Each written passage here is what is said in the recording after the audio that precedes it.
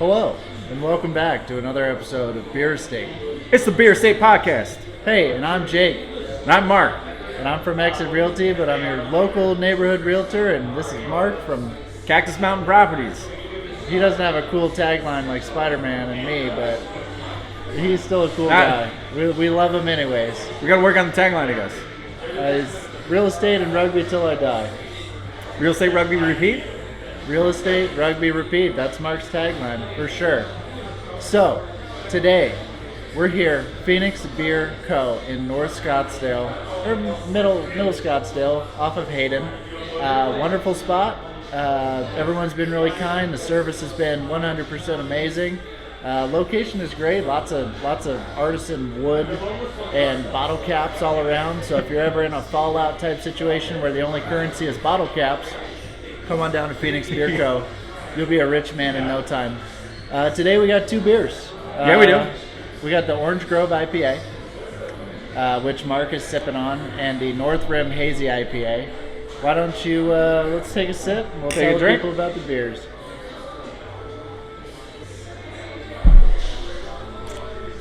Ooh. That is an IPA. That is a hazy. So the Orange Grove IPA, guys, it's PHX Beer Company. They want to pay homage to just one of the big C's of Arizona, which is citrus. And so what they've done here is they've basically infused some orange citrus into an IPA. It's kind of hoppy, but it's pretty good for, I would say, another summer beer. Yeah? Yeah. It's dry hopped. That's not the only thing dry in Arizona summer, aka all the people. 6.4 ABV, 67 IBUs, and I have no idea what either of those things mean, but I know if the percentage is higher, I will be intoxicated. Most faster. IPAs are higher, though. Yeah. Not higher than me, though. Higher than me. Hired? More hired. Higher? I'm hired. You're hired. I'm hired more. Arizona beer. That's right. Okay. You heard it here first or second, depending on who you are. I have a North Rim Hazy IPA, and I'm going to cheat and look at the computer. 6.7% ABV, 70 IBUs, which is cool. I'm sure 70 is a lot of whatever that is. It's the newest Hazy IPA. It's a double dry hopped, and it's intentionally aggressive. Just like the amount of bananas I brought to the open house I did last weekend. It's good. It's got a very... Why are you bringing bananas to an open house? I don't know. People are healthy. I bring cookies and bananas. Both are sugar. One's just healthier for you. But I brought literally 25 bananas. And I laid them out. There was more. I was telling people, I have an aggressive amount of bananas. I know. Please take as many as you'd like. People were actually really receptive. I only had 3 bananas left. Really? Yeah. I have never been to an open house where bananas were offered. Well, that's what differentiates me from people in the market, which is provided one of our bananas at topics open house. Today. Yes, if you see me at an open house, you can expect fresh fruit, hand-picked. Not by me though. Somebody. If you were a true Arizonan, though, wouldn't you provide one of the big C's being citrus, so maybe some oranges? Yeah, I thought about that, but they're just Lemon's so much probably harder. go over well. There's a banana is a very self-contained item, You get the banana. It's like the burrito of car foods. You get a banana. I frequently eat bananas in my car. That is a statement that's never been made before. The banana ever, is the in car the history of statements. Bananas are basically nature's burrito. No, it's not. Yes, it is. Nature's burrito is probably like a granola bar. That's not natural. This has nothing to do with nature. They grow on trees. In Nature's Valley. Nature Valley, yeah. That actually makes a lot of sense now. I've been thinking the Keebler elves have been doing that the whole time. Nope. Needless to say, this beer is very good. It's tasty. It's got some citrus in it. It's intentionally aggressive, like the bananas I bring to open houses. And I think we're going to get into a little bit of market stats now because a lot of interesting things have been happening. We finally got the June statistics off the MLS, so we're going to pull that up. Absorption rate, which means how long it would take for all of the properties on the market to be sold. It went from 0.8 months, so I'm not sure what that math is, but 0.8 of a month, so you're looking at about 22 to 25 days, somewhere around there. And that is doubled to 1.7. So that means that inventory has increased. In March, I believe we had 7,000 homes actively on the MLS, and now we have 15,255 as of the report that's on the MLS.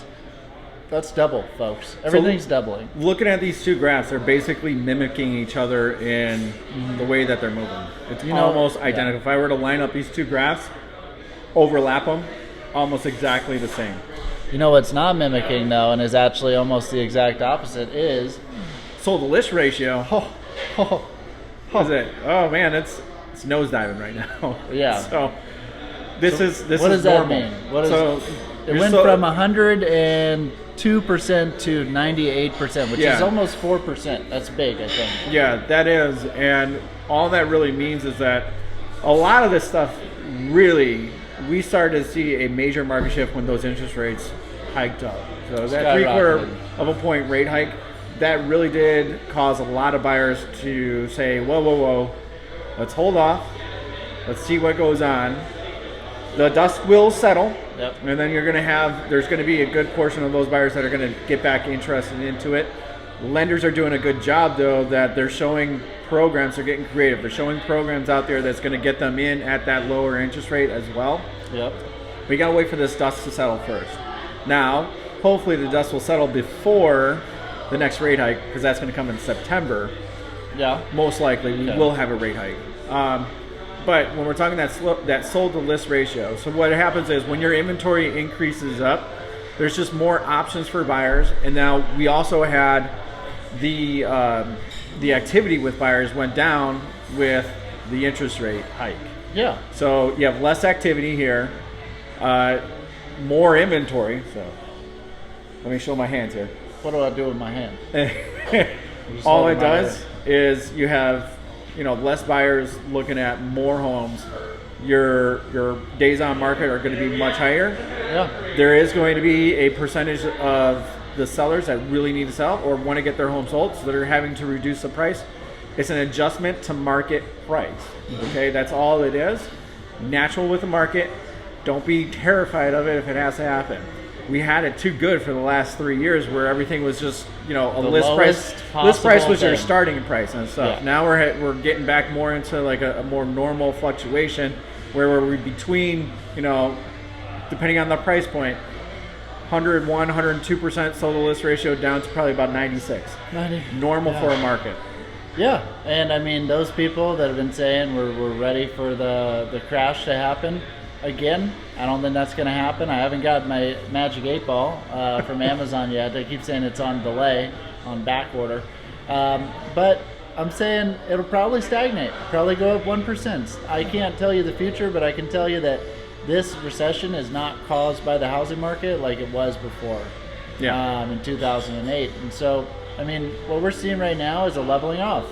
A lot of people are in anticipation, but once that giddiness of this shift in the market changes, people are going to realize, okay, maybe things aren't going to go the way that I think they are. Maybe real estate prices are going to drop by 75%, like a lot of people think they are. And they're going to get back into the market. And it's going to be competitive. It's going to continue to remain competitive. But, instead of 20 offers, you might only have to deal with 2 or 3 offers. Maybe no offers.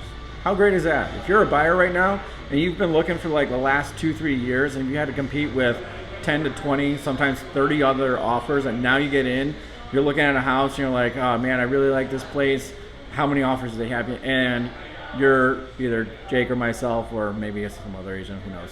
But come back and we say, there are absolutely no other offers. Let's go in and make an offer, be the only offer we have to compete with. How great of a scenario is that? It's amazing, and I mean, that's what happened when I bought my house. Luckily, those situations still happen. They still happen. That's why I say, man, it's important to be first. So, in a market where it's less competitive, and it's just you or one other offer, if they're the exact same offer, who do you think is gonna get the home? The one who put the offer in first, the one the seller sees first.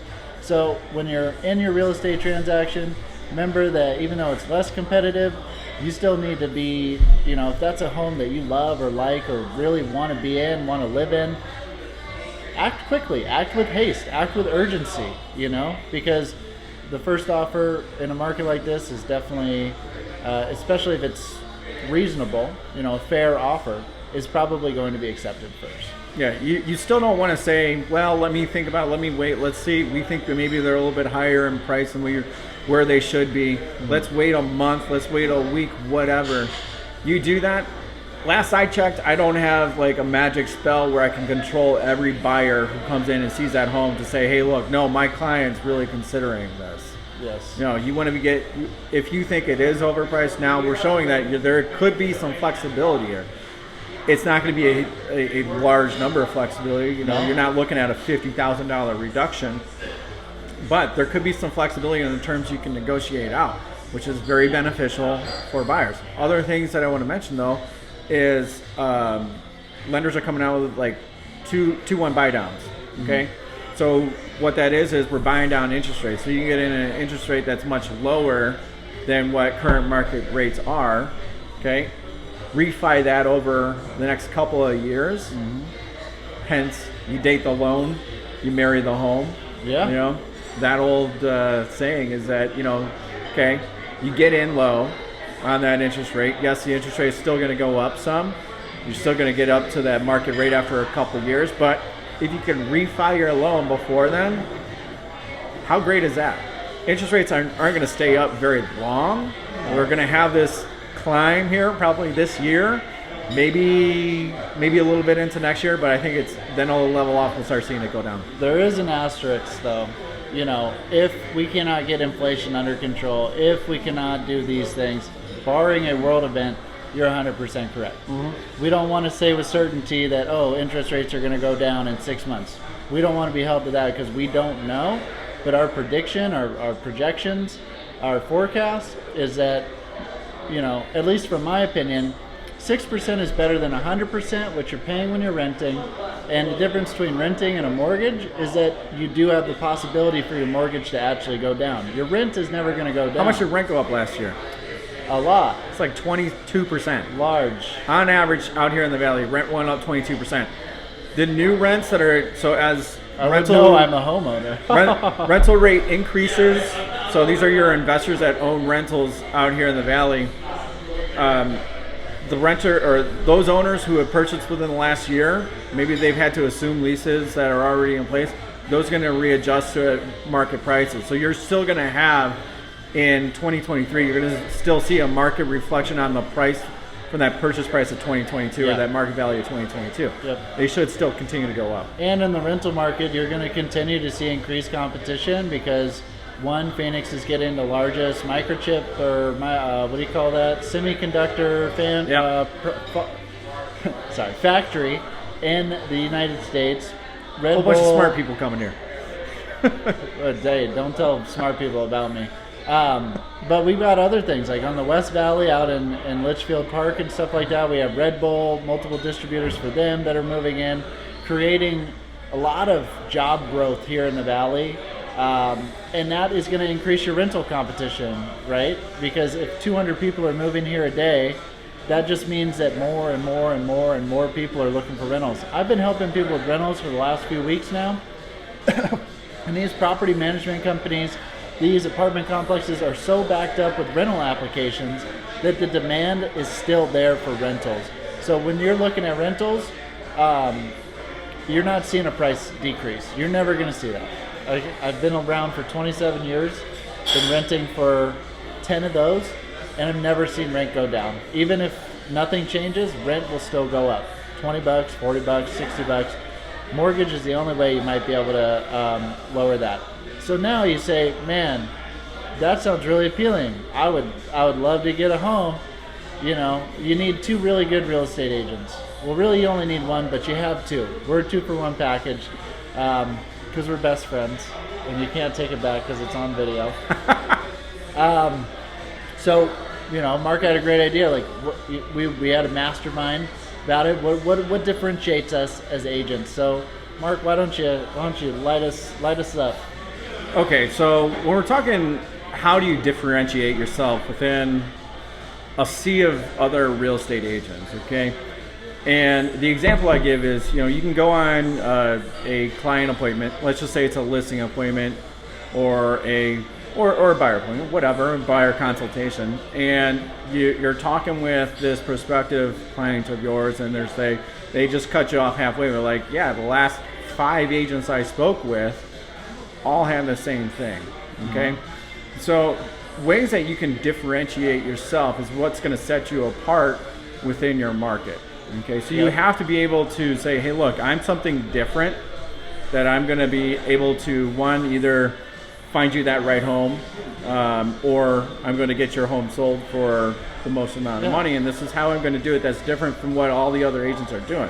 If we were just going to be doing what all the other agents are doing, then we're one amongst a sea of other agents.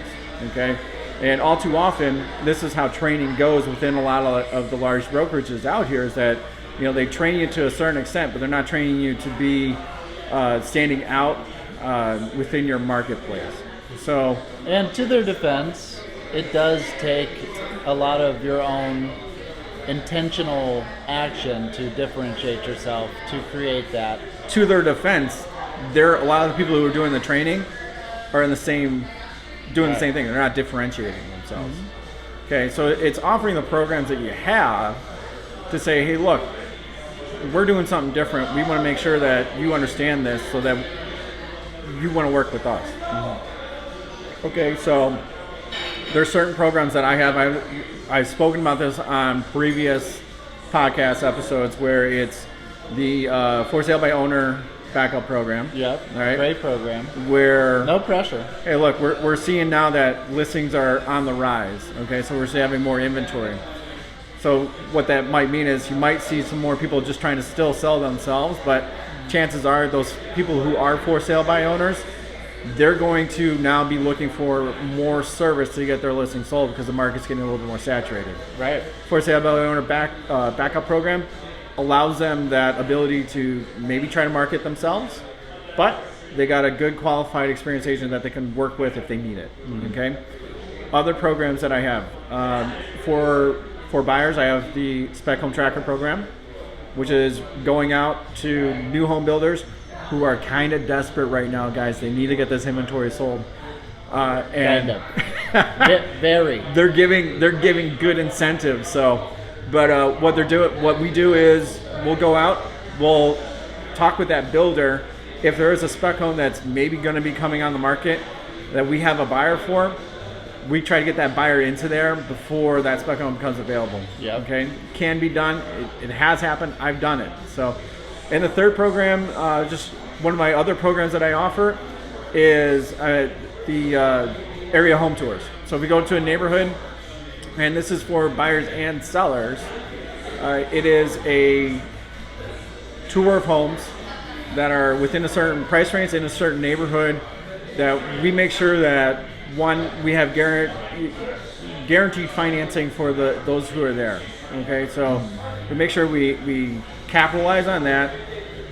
Whatever buyers come, or if it's sellers, then we're making sure that, hey, look, we're showing you a whole bunch of buyers all at once, creating that sense of urgency, auction type of feel for those buyers. We have lenders who we partner with that we bring on the tour. We have title and escrow people that can assist with anything that they do, with the transfer of the sale. And it's a great service that is provided. One, buyers, it gives them kind of like all in one package, whereas often they don't really meet everybody, right? Especially in person. And for sellers, it creates that sense of demand when you're showing the home to multiple groups at once. Yeah, 100%. Well, that was a beautiful presentation, Mark. Mark has been in the industry for so long. He is an industry leader in so many of these programs, in so many facets of his business. Like, he really strives to just tell people, man, that's why I love doing the podcast with him, is because Mark sold me my home. Mark is a wonderful man and a very, very good real estate agent. He'll give you good advice, not legal advice, but he will give you advice to the extent that he can as a real estate agent. And it's just really great person. I would definitely go with Mark if I was in a real estate transaction. You can DM us. You can leave a comment. You know, we have our Instagram at Beer State and our individual Instagrams, which we'll post in the description. You can check it out below. For me, when I'm differentiating myself, I'm newer in real estate, so I don't have as many established programs, but this is what I've done in the last 6 months to ensure that the experience that people get with me is fantastic. So one, I have created basically a structured system for how to do open houses. So when you're doing listings and there's 15,000 other listings in the area, you need to be able to have people see your home in the best light, have it marketed well. And that's why, one, I'm going to pay for photos to be done professionally. That includes drone photography and things like that, where you're really getting someone who has an eye to catch all the beautiful, beautiful parts of your home. And I have multiple social media accounts where I will post that out. But my open house, it also is a very sought after thing. A lot of people just set up a little table, they set up a chair, and they say, hello, this is an open house. I hope you like this home. A lot of agents are going to realize, holy crap, there's not one listing on the market, so I actually have to market this property. So the marketing that you're going to get with me is very good.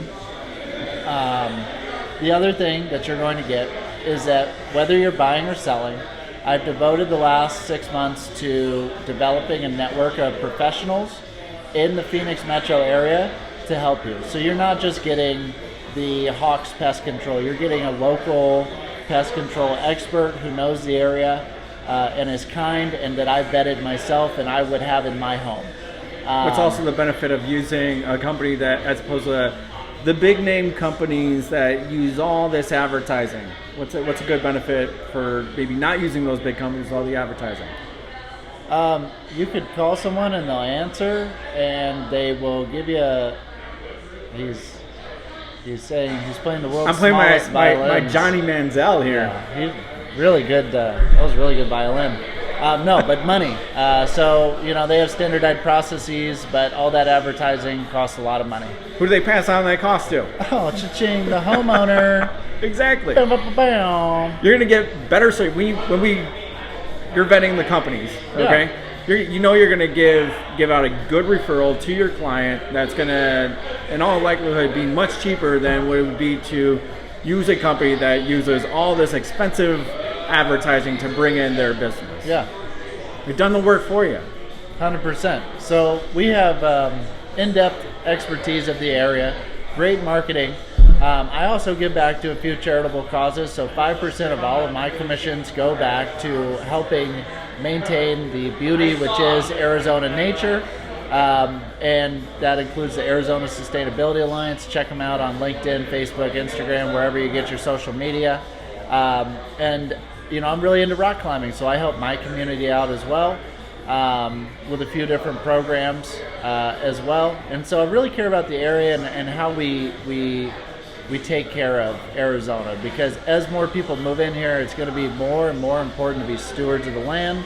And I believe that carrying that with you and caring about where you live differentiates you from a lot of people who just see this as a house.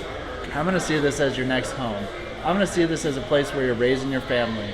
I'm going to see this as a place where you sit down and make major life decisions. And I want you to be comfortable, happy, and I can help you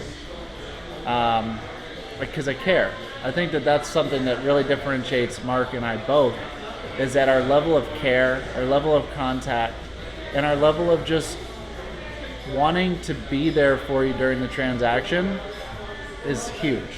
And That's a huge thing for both of us. Yeah. Because we want to be there as a resource, but we're not just, and a lot of agents will say, oh, I sold you a house. Great. See you later.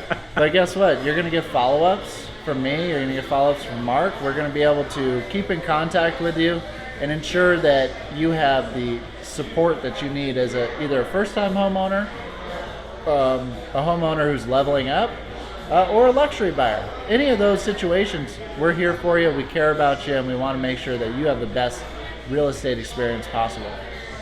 It's the biggest transaction in your life. Basically, you work with us, you can't get rid of us.